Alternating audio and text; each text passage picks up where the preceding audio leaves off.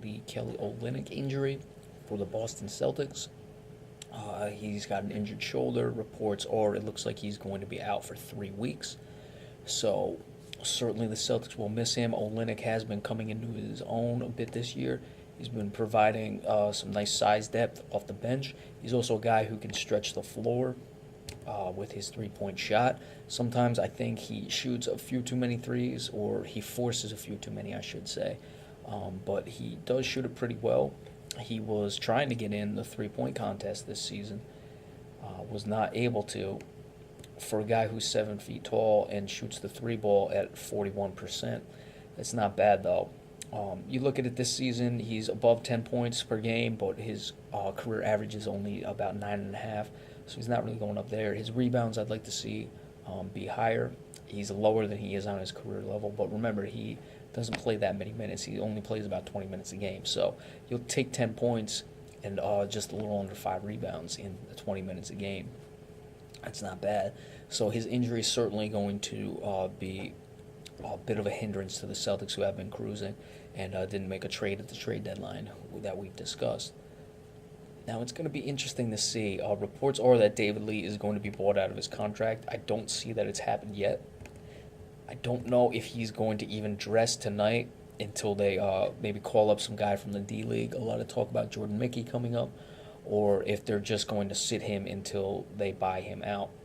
It's going to be very, very interesting, because you'd hate to do that to David Lee. You haven't been playing him at all, and now you're getting ready to buy him out, and then you're going to maybe stick with him for a little bit just to, kind of nurse this Olynyk injury. I don't think if they were to have him on the bench just for tonight, until they get a guy like a Mickey or whoever else from the D League, assuming they can't get him there in time, out to Utah tonight, I don't think that would be the worst thing to do. But David Lee, frankly, I wouldn't get rid of him to begin with. I've liked David Lee. He's been a good professional. You didn't trade his expiring contract, which was possibly a bargaining chip. I know he doesn't want to be there since he's not playing, but certainly he can get more time here with Olynyk out and possibly play his way into the starting lineup. I mean, granted, you buy him out, he has a chance to go wherever he would choose to. Maybe he would go back to Golden State. I don't know. But it's not like he's on a losing team here. He's got a team that has a chance.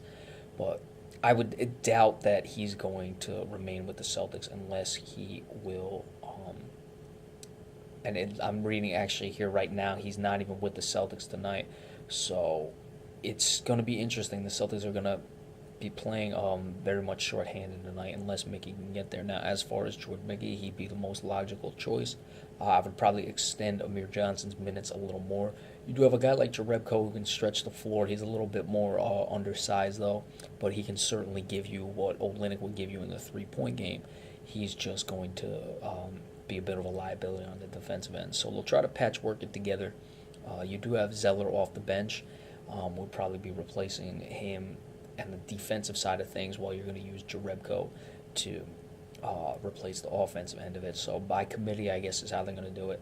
And we'll see what happens with Mickey if he's up tonight from Maine or wherever he's from. Maine, obviously. The Maine Red Claws, he's got to come up from that. So the Celtics got some decisions to make, but David Lee, again, they're not going to hold on to him even for tonight's game, or even the next couple games till they figure something out. Maybe try to get a guy, just sign a guy off the streets. It looks like he's all finished with the Celtics, so there's another thing. David Lee, we talked about it a little. I would have kept him around. I don't know why he wasn't getting minutes earlier on. They do have a crowded front court, but every time I saw David Lee play this season, he played pretty well. So what to do with him, you got to get rid of him. Obviously, you don't want to keep a veteran guy who's put up numbers in this league riding on the bench and with no opportunity of really getting any minutes on this team. So David Lee will also be done. All right, so that is it for me today. Going to leave you all with some music.